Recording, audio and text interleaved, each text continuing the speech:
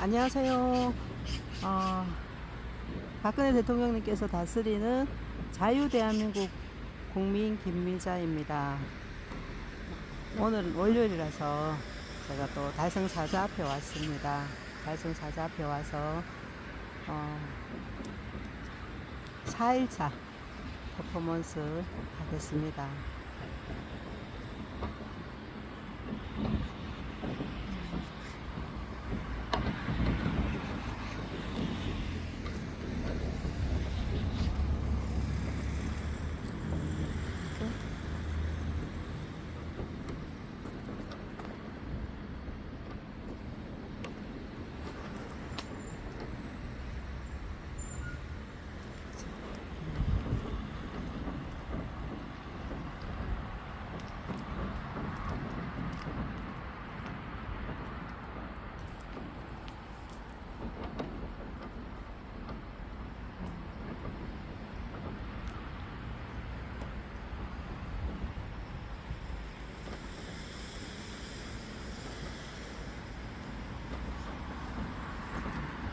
비가 오고 난 뒤라서 그런지 나무들이 굉장히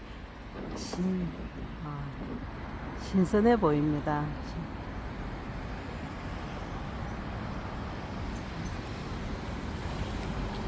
오늘 또 우리 박근혜 대통령님께 좀 쑥스럽기는 지금 그래도 정말 우리 대통령님께 한 잔 한번 드리고 시작하겠습니다.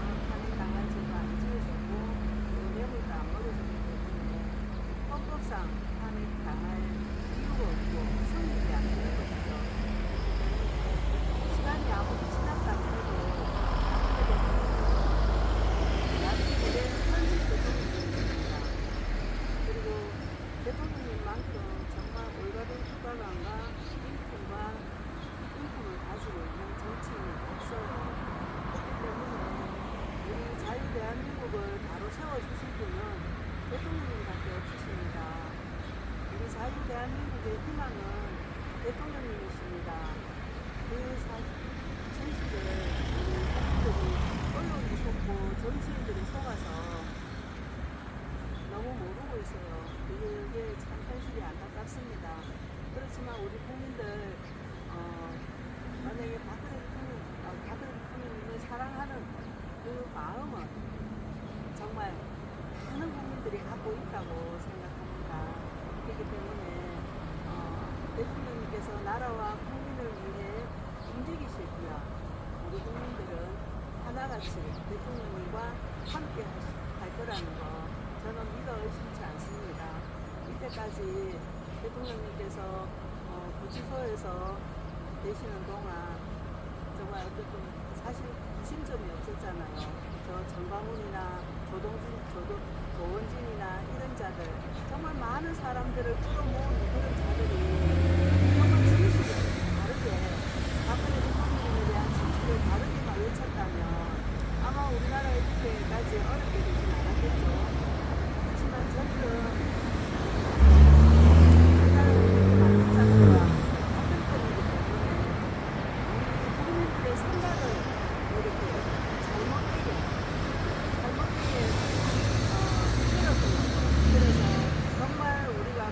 외쳐야 될 진실이 무엇인지를 분별하지 못하게 되고 우리 국민들의 생각을 이렇게 가두어 놨던 거죠. 그래서 정말 우리 박근혜 대통령님에 대한 어떤 그 불법판에 위헌하는 선고를 다루어야 되겠다는 국민들의 생각을 뿔뿔이 흩어지게 하고 하나가 되지 못하게 서로 좌우로 나누고 또 서로 누구를 쫓고 전광훈이 쫓고 조원진이 쫓고 이런 식으로 편을 나누어가지고 국민이 서로서로 싸우게끔 만들어가 가지고 우리나라가 더 지금 힘들고 어렵습니다. 우리 모두는 자유대한민국의 국민인데 그 자유대한민국 국민은 자유대한민국의 합법적인 대통령이 박근혜 대통령과 하나가 돼야 우리나라가 정말 제대로 다시 세워지고 또 박근혜 대통령께서 미처 다 이렇게 계획하셨다 이루지 못한 그것을 또 이루어 나가실 때 우리나라는 정말 다시 강경으로 회복될 수 있다고 저는 생각합니다. 그리고 지금은 또 시기가 좋은 게 트럼프 대통령님께서 이번에 당선되셨잖아요. 트럼프 대통령님께서도 불법을 싫어하시고 합법적으로 모든 것을 나라를 바로 세우려 있는 분이고 정말 너무너무 고마운 분이신데 그렇게 훌륭한 신분과 또 우리나라에도 박근혜 대통령님께서 청와대에 들어가셔서 트럼프 대통령과 함께 하실 때 우리나라가 얼마나 잘 될까 하는 생각이 들면서 아직 그러지 못하는 사정이 너무 마음이 안타깝고 속상하고 그렇습니다. 그렇지만 세상에 모든 건 때가 있다고 알고 있습니다. 대통령님께서는 저보다 더 100배, 1000배 마음이 아프시겠지요. 그렇지만 또 아직은 의심이라는 때가 아니시기에 이렇게 어떤 활동은 안 하시겠지만 그렇다고 대통령님께서 아무것도 안 하시는 것이 아니라는 것입니다. 박근혜 대통령께서는 하루도 한시도 이 나라와 국민을 생각하지 안 하신 적이 없다고 생각합니다. 왜냐하면 대통령님의 그 책을 이래 보면서 거기에서 대통령님의 생각을 알게 되었고 대통령님의 철학을 알게 되었고요. 그래서 또 나라와 국민을 얼마나 사랑하는지를 알 수 있었습니다. 어쨌든 오늘 또 이렇게 네 번째 퍼포먼스를 하고 왔습니다. 이 저의 작은 이 움직임이 얼마만큼 국민들한테 메시지가 좀 이렇게 전달이 될지는 알 수 없지만 그래도 정말 그 호수에 돌을 하나 던졌을 때 물이 그 진동이 화장을 일으키듯이 우리 국민들 지금 박근혜 대통령님이 이제는 더 이상 나올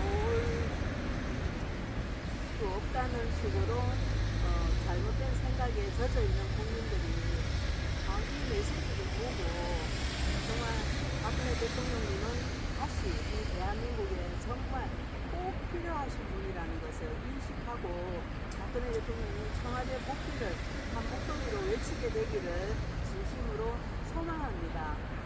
그리고 그 날은 반드시 올 것을 저는 믿습니다.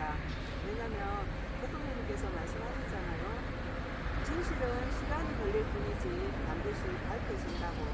저는 그 말씀이 맞다 생각하고 그 말씀에 깊이 공감하고 또 그 말씀대로 이루어져 가고 있다고 생각합니다. 대통령님 정말 그 지옥 같은 5년 구치소 생활 가운데 그래도 이렇게 정말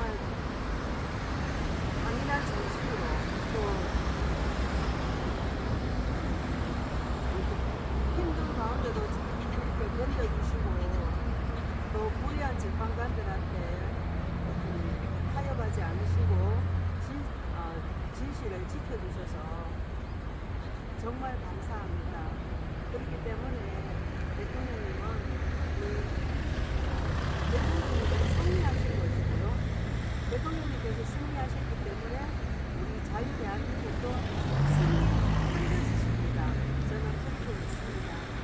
그 날이 이제 머지않아 현실로 될 것이라 저는 확신합니다. 대통령님 사랑합니다. 존경합니다. 진심으로 존경합니다.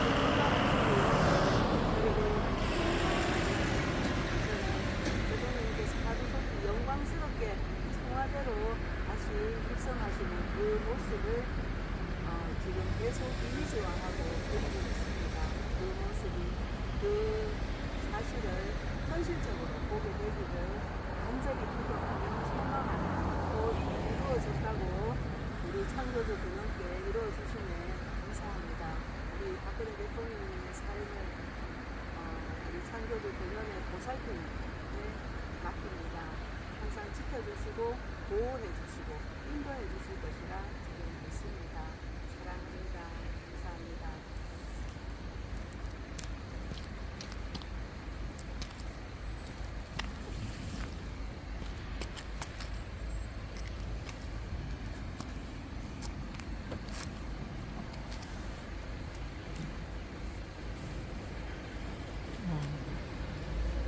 오늘은요, 제가 우리 이제 곧 선거가 있잖아, 그죠? 그래서 선거에 대해서 두 가지 측면에서 말씀을 드리고 싶습니다. 첫째는 박근혜 대통령님이 출마하신다.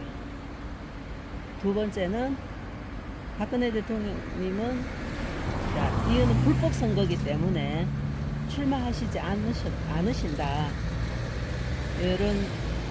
그래서 이번 선거는 보이콧 해야 된다는 두 가지 저희 생각을 가지고 일단 좀 간단하게 말씀을 드릴게요. 첫째, 박근혜 대통령께서 출마하신다. 이건 어디가 제 생각입니다. 그렇기 때문에 그 생각이기 때문에 생각이라는 전제를 가지고 들으시기 바랍니다. 박근혜 대통령님은 사실 지금 또 대한민국의 현직 대통령님이시기 때문에 대통령에 출마하실 게 아니고 법이 바로 서 있고 나라가 제대로 돼 있는 나라라면 바로 청와대로 복귀하시는 게 맞죠. 왜냐면 탄핵당할 제도 헌법 84조도 안 어기셨죠? 뇌물도 안 먹으셨잖아요. 죄가 없으시잖아요. 그건 현직 대통령은 또 임기 중에는 어떤 형사상의 소추도 안 받게 돼 있으니까. 근데 그런 걸 다 무시당하고 그 법정에 세워졌고 짓지도 않은 죄를 덮으시오 20년 30년 형도 구형받으시고 엄청난 벌금도 구형받으시고 정말 말도 안 되는 재판이었죠. 그렇기 때문에 또 박근혜 대통령께서 그런 재판을 해봤자 아무런 의미가 없다는 것을 아시고 처음에는 정말 이렇게 성실하게 그래도 진실을 밝히고자 헌재를 믿고 그래도 이렇게 그 재판에 참석하셨지만 들어보니까 이거는 이미 짜놓은 거고 아니다 싶으니까 당당하게 거부하셨잖아요. 우리 박근혜 대통령님은 임기가 있는 상태에서 감금되신 거기 때문에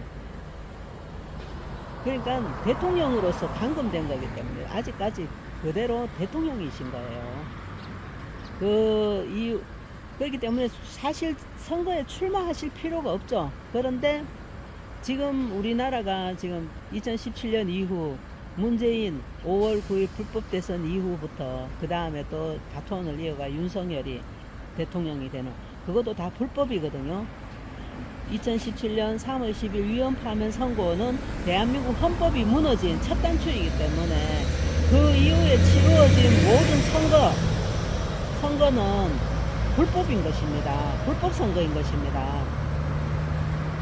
그리고 또 그것도 또 부정선거로 했잖아요. 그죠? 그렇기 때문에 박근혜 대통령님이 사실은 선거 자체에 출마하실 필요가 없으시지만 아직까지 이 불법 정부가 우리나라가 이제 행정, 사법, 입법 다 지금 점령당한 상태잖아요. 그러니까 우리 대통령님이 우리나라의 진짜 대통령님이시지만 청와대를 못 들어가시고 달성 사저에 계시는데 그러니까 지금 상황에서는 청와대로 들어갈 어떤 길이 없는 거죠. 이놈들이 박근혜 대통령님의 진실을 밝혀줄 것도 아니고요. 또 국민들이 작은아마 깨어나 있어 갖고 박근혜 대통령 청와대 복귀를 외치는 것도 아니고 그러니까 이제 저는 이제 이거는 제 인간적인 생각으로 그래도 요번에 이제 윤석열이가 탄핵되는 거는 너무 잘 됐다. 그리고 지가 탄핵 당할 짓을 두 번이 아니고 했잖아요. 그죠? 아무리 대통령이라도 그 비상계엄을 내리는 것도 법적 절차를 따라서 해야지. 대통령이란 신분에서도 권한이 있다 해도 그렇게 헌법을 무시하고 절차를 무시하고 하는 것은 거기에 대한 합당한 그 법적 조치를 받아야 되는 거죠. 내란이죠. 원래 계엄이라는 것은 선포해 갖고 성공하면 이제 그 뭐고 영웅이 되고 실패하면 그 내란 범이 되는 겁니다. 그래서 윤석열이는 이번에 내란 그 비상계엄 선포회가 솔직히 실패했잖아요. 그러고 참 윤석열을 보면서 실망했는 게 우리 박근혜 대통령님께서는 그 재판관들 앞에서 내가 모든 걸 다 떠안고 갈 테니까 나로 인해서 구속된 사람들 다 선처를 바란다고 그렇게 말씀하시면서 정말 리더로서의 바른 얼마나 그 올바른 마음을 가지셨는지 보여주셨잖아요. 직접 행동으로. 그런데 윤석열이는 같이 비상계엄을 계획했던 사람들, 자기 부하들한테 오히려 탓을 돌렸죠. 나 이야기가 자꾸 엉뚱하게 흘러가는데 어쨌든 그 뭐고 그래서 이제 제가 생각하기를 트럼프 대통령님께서도 2020년 당시에 그 정말 대선에서 그 제대로 그 투표가 부정선거가 아니었다면 당선되셨죠, 그죠? 그런데 바이든이 갑자기 그 정지하고 착 올라가는 바람에 그 이제 그 바이든이 이제 대통령직에 올라갔는데 그거는 세운 거죠. 그 바이든을 그런 식으로 그렇게 해서 정말 이렇게 4년간 이제 뒤에 물러서 계시면서 그 나쁜 놈들을 나쁜 자들을 많이 이렇게 처단하시고 그들과 싸우면서 승리를 하셨죠. 그래가 이 4년 뒤에 미국의 DC가 주식회사잖아요. 불법이잖아요. 제대로 된 아메리카 공화국이 아니잖아요. 그럼에도 불구하고 그 대통령직에 나가신 거는 이제 아직까지 많은 사람들 보편적으로 인식하기를 그 DC 워싱턴 DC가 미국의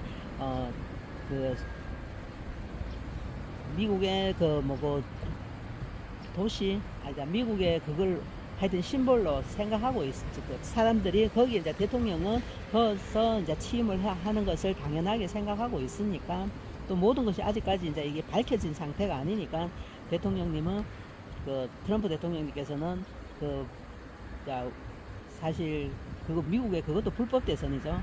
하지만 참석하셨던 거죠. 하셔서 그래도 미국 국민들이 깨어나서 한 50% 이상 깨어나서 트럼프 대통령과 함께 함으로 해서 당선되셨고 그래서 일단은 그 권력을 다시 돌려받고 잡으셨기 때문에 지금 미국을 바로 세우고 계시고 전 세계 질서를 지금 바로 세우고 계시잖아요. 그거를 보면서 우리 박근혜 대통령께서도 지금 사실 6월 3일 치루어지는 이것도 엄밀히 말하면 불법 대선이거든요. 불법인데 왜냐하면 불법 정부에서 치루어지는 선거이기 때문에 불법 선거인 거예요. 그래서 대통령으로서 나가실 필요는 없지만 그래도 형식, 저들이 이용하는 게 형식 아닙니까? 이 선거를 저들이 악착같이 치르는 이유가 국민들한테 보여지는 형식, 내가 선거를 치렀다는 그 형식이 되면은 사람들은 그렇게 인식을 하고 그게 이제 하나의 이제 진짜 그렇게 인정을 받게 되는 거잖아요. 그러니까 박근혜 대통령님께서 이번 선거에 출마하시는 거, 그게 이제 우리나라는 중임이 안 되게 돼 있어서 박근혜 대통령님께서 중임이 안 되게 돼 있어요. 그런데 그게 이제 5년을 다 이렇게 임기를 채우고 마친 그 대통령은 중임을 못해요. 그런데 박근혜 대통령님 같은 경우는 3년하고 몇 개월 하시는 중에 적들에 의해서 불법 감금되셔갖고 5년을 못 채우셨잖아요. 그래서 출마하실 수 있다고 합니다. 그 최우원 교수님을 통해서 제가 들었는데, 그렇기 때문에 최우원 교수님도 그러시고 저도 이제 생각이 그 부분에는 그 최우원 교수님과 좀 생각이 같거든요. 좀 이렇게 출마하셔서 그 선거를 통해서 출마하셔서 다시 청와대로 입성하시고 우리나라를 바로 세우는 게 좋지 않을까, 이제 그런 희망을 가져보는 거죠. 그렇지만 그거는 단지 이제 우리의 생각이고 또 최우원 교수님의 생각이고 또 박근혜 대통령님의 생각은 어떨지 잘 모르겠습니다. 이 모든 상황, 어떤 지금 그 국제 정세나 우리나라 정세나 모든 것을 잘 알고 계시는 분은 박근혜 대통령님이시기 때문에 나와야 될 시기 또 때 이런 거는 박근혜 대통령님께서 누구보다도 잘 알고 계실 거라 생각됩니다. 그럴 때는 조건이 있어요. 박근혜 대통령이 만약에 나오신다 그러면 미국 요번에 트럼프 대통령님 선거할 때도 군부가 철저하게 조사했잖아. 지키고 부정선거 지키고 우편 그 투표 못하게 하고 아주 철저한 감시 하에서 했기 때문에 도둑을 맞지 않고 트럼프 대통령이 당선되실 수 있었잖아요. 그와 같이 만약에 우리나라도 박근혜 대통령이 출마하신다 그러면 군에서 이 선관위도 완전 저쪽으로 다 넘어가 버렸기 때문에 이때까지 계속 그런 부정선거가 일어났었잖아요. 같이 동조했잖아요. 그러니까 군에서 감시 감독을 해야 되는 거죠. 그리고 국민들이 사전선거 참여하지 말고 본선거에 참여하고, 그리고 전자개표기가 아닌 수개표로 해서 그렇게 했을 때 제대로 된 국민의 의사가 전달이 되는 것이기 때문에 그렇게 한다는 전제하에 박근혜 대통령님께서는 나오셔야 되는 거죠. 그런데 우리 현실에서는 참 좀 기대하기 힘든 일이죠, 그죠? 그렇지만 박근혜 대통령께서 만약에 나오신다 하면 어떤 그런 조치를 취하시고 나오지 않으실까. 그게 안 되면 아마 안 나오실 거라 생각됩니다. 왜냐면 그걸 안 되는 선에서 나와봤자 우리가 이때까지 8년 동안 겪었잖아요. 나와봤자 선거해봤자 무슨 소용이 있습니까? 저들은 이미 표를 다 준비해놓고 바꿔치기 해버리는데, 그냥 국민을 들러리로 세우는데, 이 선거라는 형식을 딱 취했기 때문에 자기들의 불법을 합법화시킬 수 있는 게 이제 이 선거라는 것이죠. 그러니까 이 불법 정부에서는 선거는 하면 할수록 저들을 도와주는 것밖에 안 되는 거죠. 저들이 부정을 할 수 있도록 도와주는 것밖에 안 되는 거죠. 그게 이제 이게 두 번째 보이콧 해야 된다는 이유와 연관이 되어지는 겁니다. 진짜 지금 또 이번에 대선 후보라고 나온 자들 하나하나 그 인물들을 보면 정말 가당치 않습니다. 그 전신에 다 5.18 정신을 헌법에 수록하겠다는 자들, 그 5.18 정신이 무엇입니까? 그 빨갱이 정신 아닙니까? 그죠? 5.18이 북한에서 주도해가 일어난 거라고 많은 자료도 있었고요. 북한에서도 그것을 자기들이 했는 거라고 치하하고 막 이랬는 영상도 저는 많이 봤었거든요. 그리고 5.18 그 유공자들이 아직도 생기고 있대요. 그리고 어마어마한 혜택을 받고 있어요. 거기에 문재인과 추미애와 이런 자들이 왜 들어가죠? 지금 정말 가고 그 5.18 정신은 우리 자유 대한민국 체제를 무너뜨리는 정신입니다. 그런데 김문수라는 자도 그렇고 이재명도 그렇고 뭐 홍준표 전부 다 이준석 다 그 황교안이 이 사람도 그렇고 정말 생각하면 화가 납니다. 이제 그러니까 인물이 없어요. 정말 우리 자유 대한민국을 위해서 일해줄 박근혜 대통령님처럼 정말 사심 없이 나라와 국민을 위해서 일할 그런 그 사람이 없습니다. 그렇기 때문에 인물이 없으면 선거를 안 해야 되죠. 안 뽑아야 되죠. 지금 이재명이 같은 경우는 이 권력을 잡고 싶어서 권력 잡고 자기가 그 하고 싶은 대로 하기 위해서 아주 막 이거 뭐고 벼르고 있고 또 있는데, 근데 저는 생각합니다. 모든 것은 물국필반이라고. 만약에 이재명이가 당선이 돼서 대통령이 올라가잖아요. 그러면 그 자리가 이재명한테는 죽을 자리가 될 거라 생각됩니다. 얼마나 자기가 그동안 맺혔던 어떤 자기 나름대로 포부나 뭐 이렇게 막 국민들이 반대하고 했는데 거기에 대한 앙심이 많이 있겠습니까? 또 이재명이가 말한 게 있죠. 권력은 뭐라 했더라. 아주 하여튼 잔인해야 된다 했나? 하여튼 그런 식으로 뭔가 자기 생각을 이야기했는데 저는 그거는 기억을 못 하겠고요. 하여튼 그러니까 바른 생각을 가지지 않은 사람, 건강한 생각을 가지지 않은 사람이 권력을 잡으면 그거는 진짜 위험한 거예요. 우리나라가 위험하고 국민이 진짜 위험한 처지에 놓이게 되는 것이죠. 한 지도자가 어떤 생각과 어떤 철학을 가지고 있느냐에서 따라 그 나라의 기운, 나라의 그 운명이, 국민의 운명이 달려 있는 것입니다. 지금 문재인부터 지금 윤석열까지 보세요. 8년 동안 경제는 폭망하고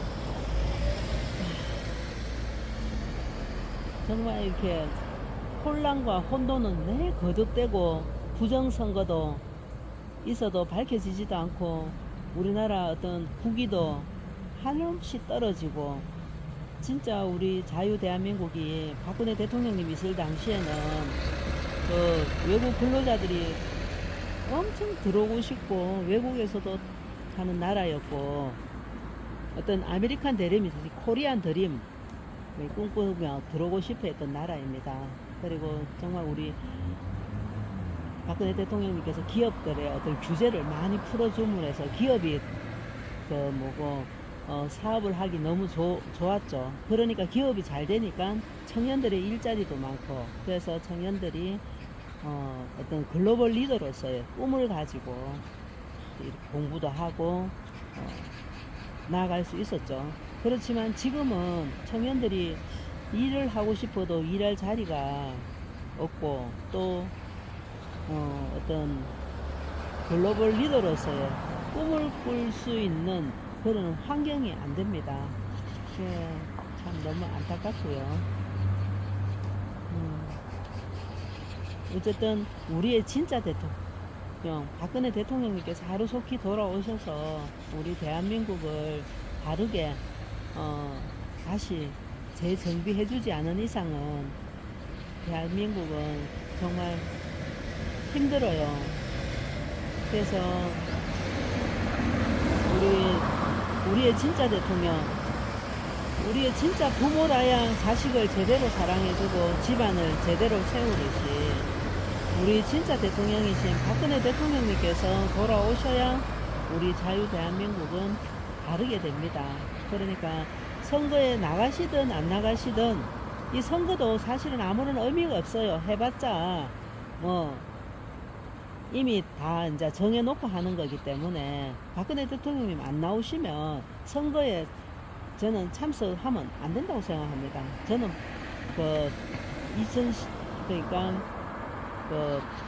사실 2017년 5월 9일 때는 저는 그때는 정치에 대해서도 모르고 홍준표가 박근혜 대통령님에 대해서 새롭게 이제 바로 재판해준다 해서 저는 그걸 바라고 홍준표를 찍었는데, 그 이후 그게 진실이 아니라는 걸 알고부터는 그 다음부터는 선거 일절 안 했어요. 선거를 거부했습니다. 그리고 선거 거부해야 된다고 목소리도 내고 그랬었는데, 이번에 또 박근혜 대통령님 안 나오신다면 저는 선거 안 할 겁니다. 네. 그거는 또 각자가 생각하실 일이고, 근데 우리 박근혜 대통령이 안 나오시면 우리나라 그 선거에 우리 참여 안 하는 게 제일 좋은데, 그러니까 선거를 거부하고 박근혜 대통령 청와대 복귀를 온 국민이 하나같이 외치면 정말 좋은데, 그게 안 되니까 현실이 안타까운 것이죠. 그렇지만 이게 또 참 알 수 없는 게, 진짜 앞이 안 보이고 깜깜한 칠흑 같아도 이게 빛이 들어와 버리면 한순간에 모든 게 바뀔 수가 있거든요. 그런 어떤 우리 어떤 우주의 원리가 있기 때문에, 그러니까 우리가 절대 절망하거나 낙심할 필요는 없다고 생각합니다. 왜냐하면 우리의 진짜 대통령이신 박근혜 대통령님께서 저렇게 건강하게 살아 계시고 다 지켜보고 계시고, 또 이번에 트럼프 대통령님께서도 또 승리하셔서 다시 대통령직을 맡으셨기 때문에, 이게 이제 우리 그러니까 이 지구 행성 자체가 어두움에서 이게 밝은 빛으로 전환되고 있는 과정이라 생각됩니다. 네, 오늘 뭐 두서없이 이야기가 너무 길었는데요. 일단 오늘 제가 드리고 싶은 두 가지, 박근혜 대통령께서 선거에 나오신다, 또 두 번째 선거를 보이콧하자, 거기에 대한 어떤 제 생각을 말씀드렸습니다. 네, 여기까지고요. 오늘은 또 한 가지 뭐 해드리냐면 이거를 해드리고 싶어요. 이게 보이십니까? 박근혜 대통령님께서 연설하신 연설문이에요. 이거를 요 발근의 광장에서 지난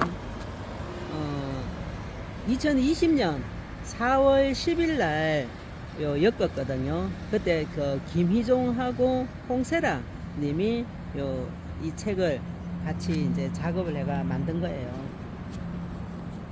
박근혜 대통령 처음 취임식 할 때부터 시작해서 언제까지냐면은 2020년 3월 4일 옥중 친필 서신까지 61개 연설문이 수록이 되어 있습니다. 그래서 제가 하루에 한 편씩 읽어 드릴게요. 이 연설문 속에 박근혜 대통령님의 모든 게 담겨 있잖아요. 철학도 담겨 있고 국가관도 담겨 있을 거고, 마음, 국민과 나라를 향한 마음, 또 이 나라를 어떻게 이끌 것인가 하는 어떤 계획, 목표, 이런 게 다 담겨 있으시잖아요. 그러니까 이 연설문을 읽는 것도 참 의미가 있는 일이다는 생각이 들어서 갖고 와봤습니다. 필요하신 분은 그 김희종님께 연락해 보세요. 그때 당시 요거는 이제 박근혜 대통령님 옆모습 실루엣입니다.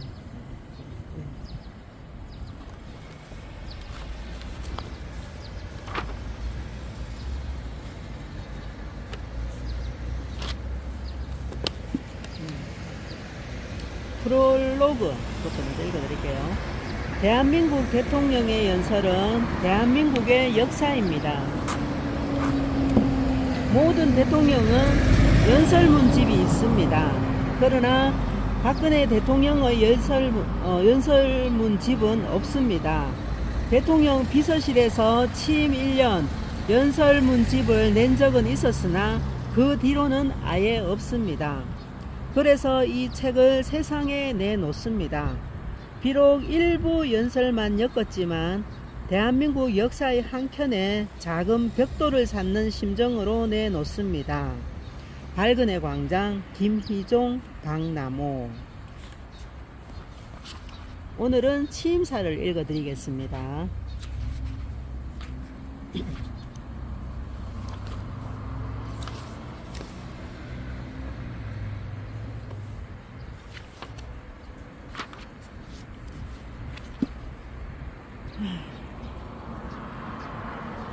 이제 앞에 먼저 이 취임사에 대해서 김희종님께서 간략하게 이렇게 내용을 요점을 기록해 놓은 게 있네요. 그거부터 먼저 같이 읽어 드릴게요. 취임사 희망의 새 시대를 열겠습니다. 희망의 새 시대를 향한 첫걸음인 제18대 박근혜 대통령 취임식이 여의도 국회의사당 앞 광장에서 거행되었다. 취임식은 각계 인사 6만 5천여 명이 참석한 가운데 전 국민의 축복과 기대 속에 장엄하고 격조 있는 축제로 이어졌다. 이날 취임식은 시대, 지역, 세대, 계층을 아우르는 국민 대통합의 가치를 중심으로 국민과 함께 희망의 새 시대를 여는 새로운 도약의 계기가 되기를 바라는 박근혜 대통령의 뜻을 담아 대통령 취임 행사의 기조를 통합과 전진, 국민의 삶 속으로라고 결정되었다. 따라서 국민의 삶 속에서 국민과 함께 한다는 의미를 담아 국민과 어우러지는 행사가 될 수 있도록 하는데 역점을 두었다. 특히 검소하고 내실 있는 행사를 희망한 대통령의 뜻에 따라 화려한 무대 대신 국민 대통합의 가치를 중심으로 희망찬 미래의 새 시대를 열어나가는 첫 출발의 의미가 부여될 수 있는 무대가 제작되었다. 또한 역대 취임식과는 달리 국민 참여형 프로그램에 맞도록 무대를 이원화하여 취임 행사가 축제의 장이 될 수 있도록 구성하였다. 이제 박근혜 대통령님의 취임사입니다. 희망의 새 시대를 열겠습니다. 존경하는 국민 여러분, 700만 해외 동포 여러분,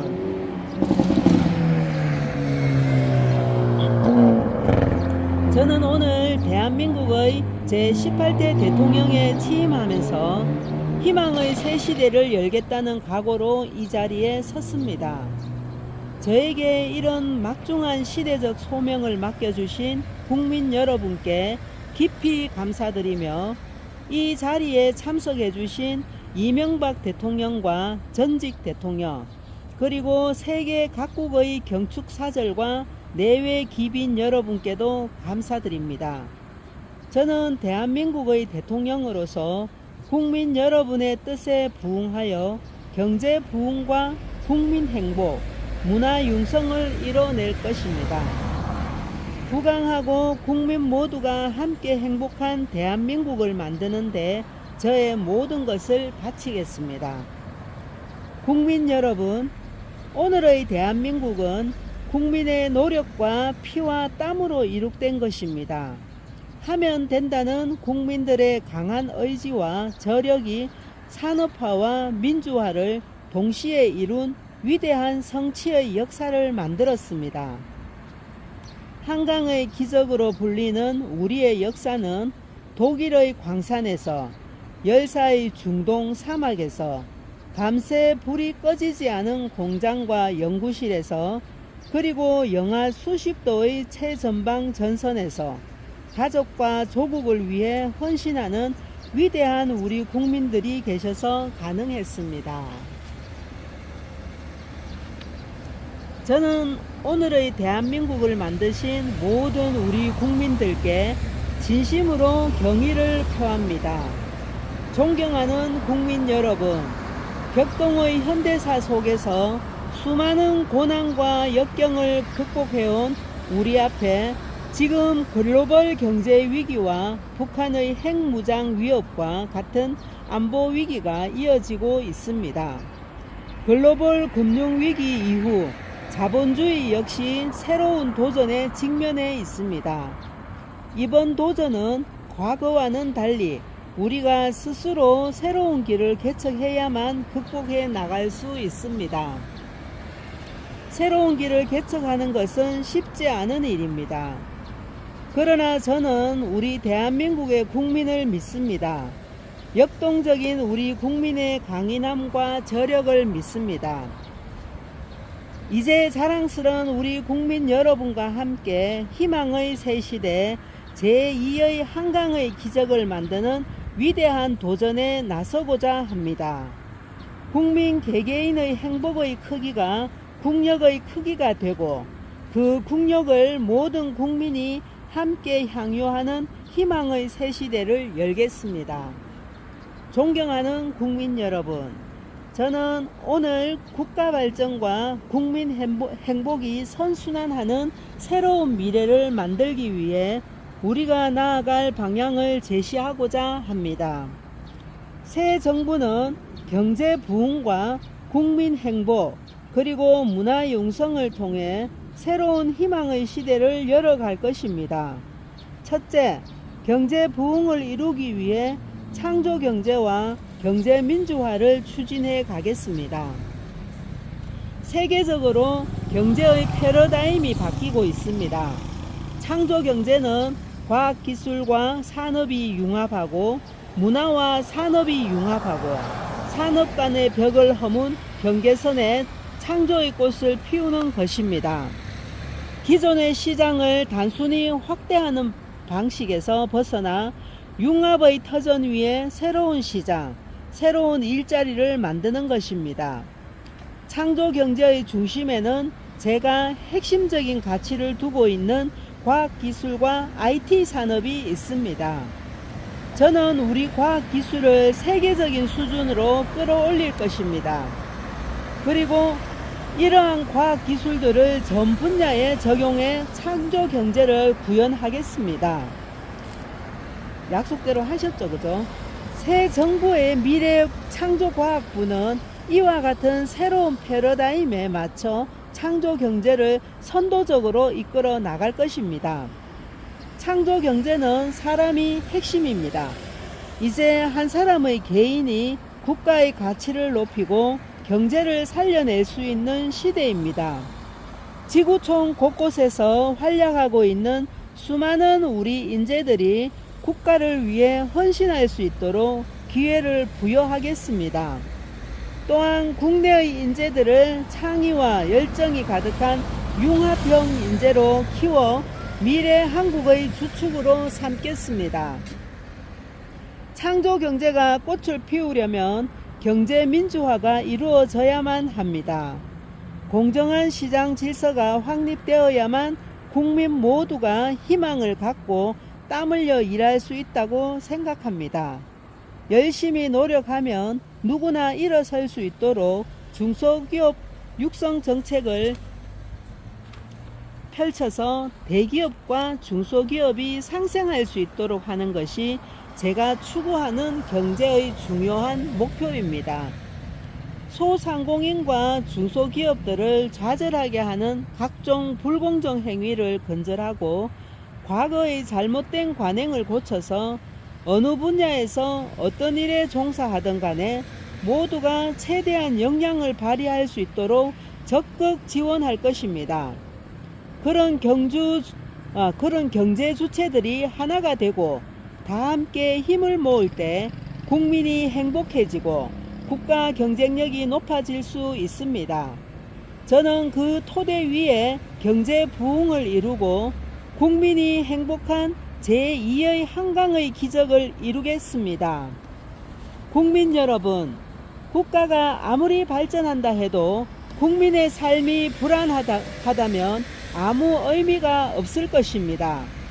노후가 불안하지 않고 아이를 낳고 기르는 것이 진정한 축복이 될 때 국민 행복 시대는 만들어지는 것입니다. 어떤 국민도 기초적인 삶을 영위할 수 없을지 모른다는 두려움이 있어서는 안 됩니다. 국민 맞춤형의 새로운 복지 패러다임으로 국민들이 근심 없이 각자의 일에 즐겁게 종사하면서 자신의 역량을 발휘하고 국가 발전에 기여할 수 있도록 할 것입니다. 저는 개인의 꿈을 이루고 희망의 새 시대를 여는 일은 교육에서 시작된다고 생각합니다. 교육을 통해 개인의 잠재된 능력을 최대한 끌어낼 수 있도록 적극 지원하고 국민 개개인의 능력을 주춧돌로 삼아 국가가 발전하게 되는 새로운 시스템을 만들어야 합니다. 아는 사람은 좋아하는 사람만 못하고 좋아하는 사람은 즐기는 사람만 못하다고 했습니다. 배움을 즐길 수 있고 일을 사랑할 수 있는 국민이 많아질 때 진정한 국민 행복 시대를 열 수 있습니다. 어느 나라나 가장 중요한 자산은 사람입니다. 개인의 능력이 사장되고 창의성이 상실되는 천편일률적인 경쟁에만 매달려 있으면 우리의 미래도 얼어붙을 것입니다. 저는 어릴 때부터 모든 학생들의 잠재력을 찾아내는 일이 국가 발전의 원동력이 될 것이라고 믿습니다. 앞으로 학생 개개인의 소질과 능력을 찾아내서 자신만의 소중한 꿈을 이루어가고 그것으로 평가받는 교육 시스템을 만들어서 사회에 나와서도 훌륭한 인재가 되도록 할 것입니다. 학벌과 스펙으로 모든 것이 결정되는 사회에서는 개인의 꿈과 끼가 클 수 없고 희망도 자랄 수 없습니다. 개개인의 꿈과 끼가 열매를 맺을 수 있도록 우리 사회를 학벌 위주에서 능력 위주로 바꿔가겠습니다. 또한 국민의 생명과 안전을 지키는 것은 국민 행복의 필수적인 요건입니다. 대한민국 어느 곳에서도 여성이나 장애인 또는 그 누구라도 안심하고 살아갈 수 있는 안전한 사회를 만드는데 정부 역량을 집중할 것입니다. 힘이 아닌 공정한 법이 실현되는 사회, 사회적 약자에게 법이 정의로운 방패가 되어주는 사회를 만들겠습니다. 존경하는 국민 여러분, 21세기는 문화가 국력인 시대입니다. 국민 개개인의 상상력이 콘텐츠가 되는 시대입니다. 지금 한류 문화가 세계인들의 사랑을 받으면서 기쁨과 행복을 주고 있고 국민들에게 큰 자긍심이 되고 있습니다. 이것은 우리 대한민국의 5천년 유무형의 찬란한 문화유산과 정신문화의 바탕 위에서 이루어진 것입니다. 새 정부에서는 우리 정신문화의 가치를 높이고 사회 곳곳에 문화의 가치가 스며들게 하여 국민 모두가 문화가 있는 삶을 누릴 수 있도록 하겠습니다. 문화의 가치로 사회적 갈등을 치유하고 지역과 세대와 계층 간의 문화 격차를 해소하고 생활 속의 문화가 있는 복지, 문화로 더 행복한 나라를 만들겠습니다. 다양한 장르의 창작 활동을 지원하고 문화와 첨단 기술이 융합된 콘텐츠 산업, 육성을 통해 창조 경제를 견인하고 새 일자리를 만들어 나갈 것입니다. 인종과 언어, 인연과 관습을 넘어 세계가 하나 되는 문화, 인류 평화 발전에 기여하고 기쁨을 나누는 문화, 새 시대의 삶을 바꾸는 문화 융성의 시대를 국민 여러분과 함께 열어가겠습니다. 국민 여러분은 국민이 편안하고 안전할 때 꽃피울 수 있습니다. 저는 국민의 생명과 대한민국의 안전을 위협하는 그 어떤 행위도 용납하지 않을 것입니다. 최근 북한의 핵실험은 민족의 생존과 미래에 대한 도전이며 그 최대 피해자는 바로 북한이 될 것이라는 점을 분명히 인식해야 할 것입니다. 북한은 하루빨리 핵을 내려놓고 평화와 공동 발전의 길로 나오기 바랍니다. 더 이상 핵과 미사일 개발에 아까운 자원을 소모하면서 전 세계에 등을 돌리며 고립을 자초하지 말고 국제사회의 책임 있는 일원으로 함께 발전하게 되기를 기대합니다. 현재 우리가 처한 안보 상황이 너무도 엄중하지만 여기에만 머물 수는 없습니다. 저는 한반도 신뢰 프로세스로 한민족 모두가 보다 풍요롭고 자유롭게 생활하며 자신의 꿈을 이룰 수 있는 행복한 통일시대의 기반을 만들고자 합니다. 확실한 억지력을 바탕으로 남북 간의 신뢰를 쌓기 위해 한 걸음 한 걸음 나아가겠습니다. 서로 대화하고 약속을 지킬 때 신뢰는 쌓일 수 있습니다. 우리 대통령님께서는 약속을 굉장히 중요하게 생각하셨죠? 맞아요.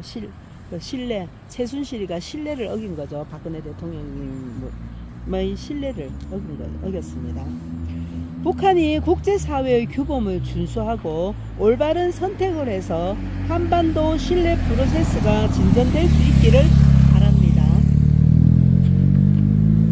제가 꿈꾸는 행복시대는 동시에 한반도 행복시대를 열고 지구촌 행복시대를 여는데 기여하는 시대입니다. 앞으로 아시아에서 긴장과 갈등을 완화하고 평화와 협력이 더욱 확산될 수 있도록 미국, 중국, 일본, 러시아 및 아시아, 대양주 국가 등 영내 국가들과 더욱 돈독히 신뢰를 쌓을 것입니다. 나아가 세계 이웃들의 아픔을 함께 고민하고 지구촌 문제 해결에도 기여하는 대한민국을 만들겠습니다. 존경하는 국민 여러분, 저는 오늘 대한민국의 제18대 대통령의 임무를 시작합니다. 이 막중한 임무를 부여해 주신 국민 여러분께 여러분과 함께 새로운 희망의 시대를 반드시 열어나갈 것입니다. 나라의 국정 책임은 대통령이 지고 나라의 운명은 국민이 결정하는 것입니다. 우리 대한민국이 나가는 새로운 길에 국민 여러분이 힘을 주시고 활력을 불어넣어 주시기 바랍니다. 그렇지요. 대통령 한 사람이 다 할 수는 없죠. 대통령이 앞서서 이끌면 국민이 하나가 되어 줘야 되는 거죠. 그런데 우리 국민들이 박근혜 대통령님을 신뢰하지 못하고 구치소로 보냈죠. 정말 속상합니다. 우리는 지금 국가와 국민이 동반의 길을 함께 걷고 국가 발전과 국민 행복이 선순환의 구조를 이루는 새로운 시대의 출발선에 서 있습니다. 우리가 그 길을 성공적으로 가기 위해서는 정부와 국민이 서로를 믿고 신뢰하면서 동반자의 길을 걸어가야만 합니다. 저는 깨끗하고 투명하고 유능한 정부를 반드시 만들어서 국민 여러분의 신뢰를 얻겠습니다. 정부에 대한 국민의 불신을 씻어내고 신뢰의 자본을 쌓겠습니다. 국민 여러분께서도 각자의 위치에서 자신뿐만 아니라 공동의 이익을 위해 같이 힘을 모아 주실 것을 부탁드립니다. 어려운 시절 우리는 콩 한 쪽도 나눠 먹고 살았습니다. 우리 조상은 늦가을에 감을 따면서 까치밥으로 몇 개의 감을 남겨두는 배려의 마음을 가지고 살았습니다. 개와 품앗이라는 공동과 공유의 삶을 살아온 민족입니다. 그 정신을 다시 한번 되살려서 책임과 배려가 넘치는 사회를 만들어 간다면 우리 모두가 꿈꾸는 국민 행복의 시대를 반드시 만들 수 있습니다. 그것이 방향을 잃은 자본주의의 새로운 모델이 될 것이며 세계가 맞닥뜨린 불확실성의 미래를 해결하는 모범적인 해답이 될 수 있을 것입니다. 국민 여러분께서도 저와 정부를 믿고 새로운 미래로 나가는 길에 동참하여 주십시오. 우리 국민 모두가 또 한 번 새로운 한강의 기적을 일으키는 기적의 주인공이 될 수 있도록 함께 힘을 합쳐 국민 행복, 희망의 새 시대를 만들어 갑시다. 감사합니다. 말씀 한 말씀에 진정성이 푹 담겨 있고요. 또 그 말씀을 정말 이렇게 창조 경제 실천하시고 IT 산업 이런 것도 정말 미래를 내다보시고 준비하시고 실천하셨잖아요. 그리고 기업을 살려서 청년들이 마음껏 꿈을 펼칠 수 있도록 이렇게 문화 기업을 살려가 주셨고 또 청년들의 어떤 각자의 개인적인 창의성을 살려서 많은 그러니까 이제 창의적인 콘텐츠를 통해서 또 이렇게 자신의 어떤 소득도 창출하고 또 새로운 문화도 또 발전시키고 하여튼 다방면으로 우리 박근혜 대통령께서는 생각도 많이 깊이 하시고 저 어떻게 하면 우리 나라가 잘 되고 우리 국민이 행복할 수 있을까 오로지 그 생각만 하시는 분 같습니다. 연설문을 읽으니까 너무너무 마음에 감동이 됩니다.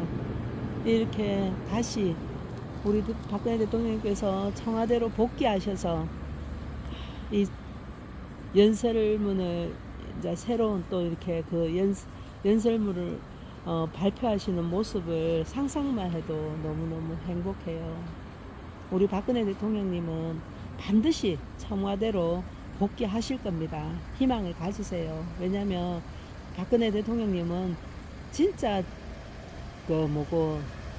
거짓 없이 진실되게 나라와 국민을 위해서 일하셨잖아요. 그 창조주 근원께서 이 세상에 우주 만물에 심어놓은 법칙이 바로 심은 대로 거둔다는 것이거든요. 그거는 성경에도 나오죠. 그리고 사필기정. 그러니까 박근혜 대통령님께서는 정말 진실된 마음으로 나라와 국민을 위해서 일을 하시고 선을 심으신 거죠. 그래서 선의 열매를 반드시 맺으실 거고요.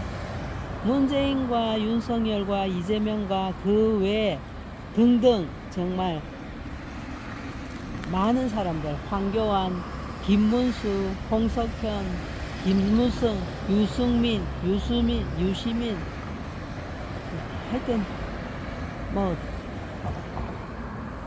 너무너무 많은 그런 사람들은 정말 자기 권력의 욕심에 따라서 악을 심었습니다. 그 심은 열매를 또 먹게 될 것입니다. 그게 자연의 이치고 우주의 이치입니다. 그렇기 때문에 희망을 가지세요. 우리의 희망이 살아계시잖아요. 박근혜 대통령님. 정말 우리 대한민국의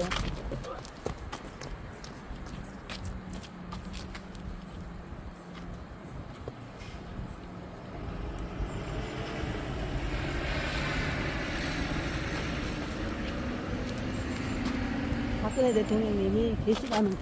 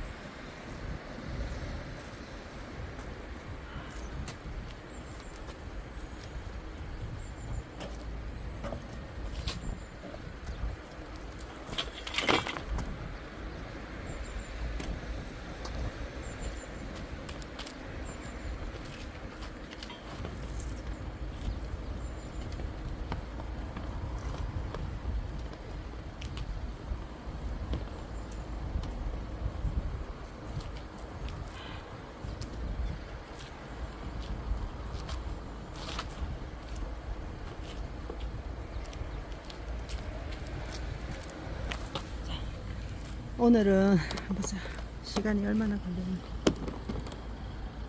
걸렸나 아직 그렇게 많이 해도 1시간이 아직 안 걸렸네.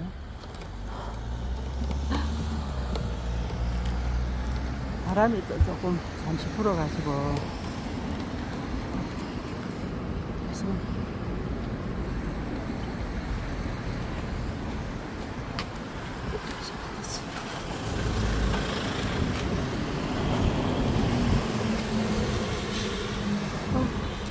죄송합니다. 진짜.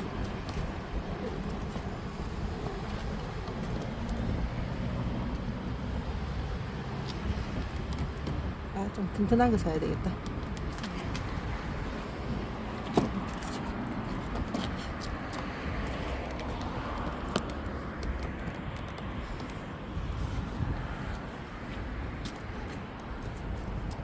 마지막으로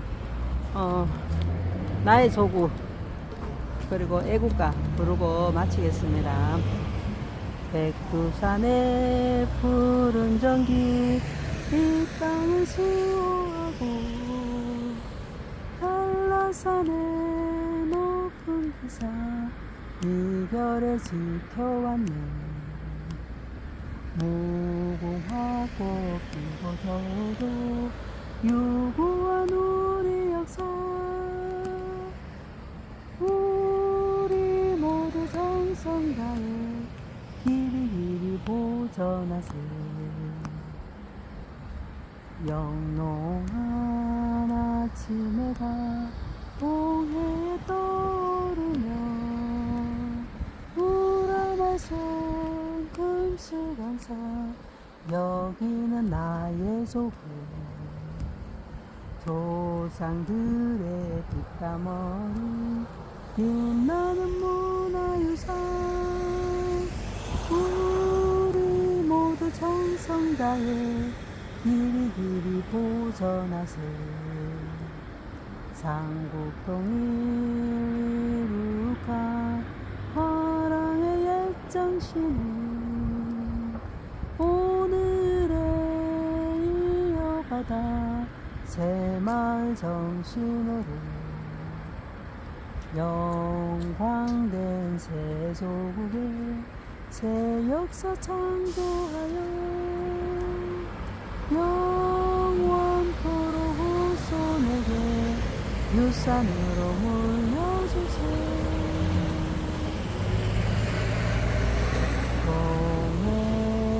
동해물과 백두산이 마르고 닳도록 하느님이 보호하사 우리나라 만세.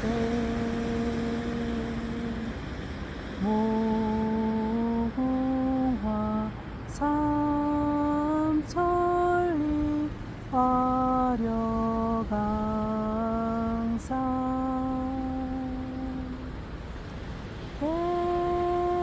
대한사람 대하늘을 길이 보전하세. 남산 위에 저소나무 철갑을 들은 뒤 바람 소리 불겨나무 우리 기상일세.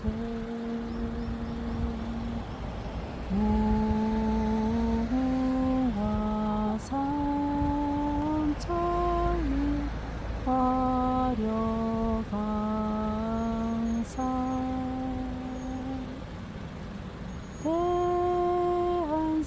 대한사람 대하늘을 길이 보전하세. 가을 하늘 공활한데 높고 구름 없이 밝은 달은 우리 가슴 이편 당신일세. 무궁화 삼천리 화려강산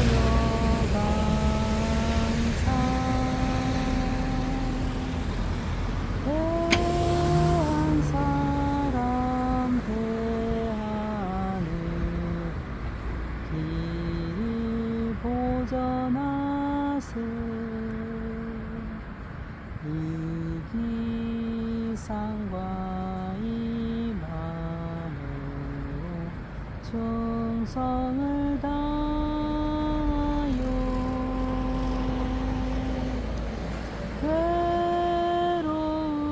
괴로우나 즐거운 나라 사랑하세. 무궁화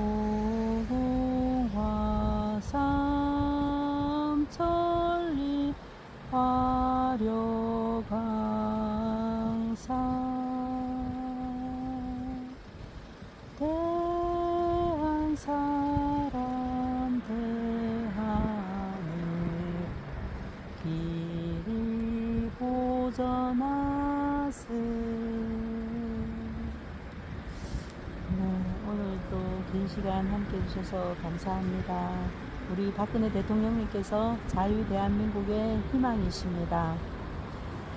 감사합니다.